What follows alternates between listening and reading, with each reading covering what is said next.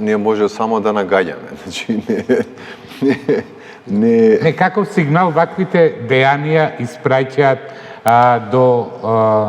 до гласачите на крајот од денот? Видете, сигурно не е пријатен сигнал кога еден од лидерите на 4 партии во коалицијата преку ноќ ќе го снема.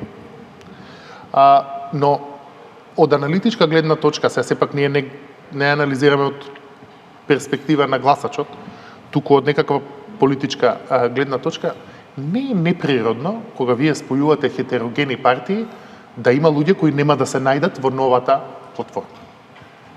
Каде ќе има борба за превласт, ако сакате. Каде ќе има борба за исцртување на својот политички двор или по својата политичка територија. Ова отсуство на Армен Твитај го толкувам во тој правец. Дека спојува, бидејќи видите, вие таму имате две движења, а тоа е Алијанса и Левизија демократике на демократско движење на изеднаџите, кои се генерално центар-лево партии, и ги имате Алтернатива и Беса, кои се генерално центар-десно, по-конзервативни партии. Вие спојувате партии кои не се целосно идеолошки компатибилни.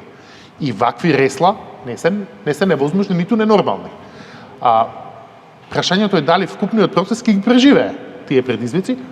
Не мислам дека ќе бидат тие дил брейкер за нив. И како на крајот од денот ќе бидат прифатени од гласачите.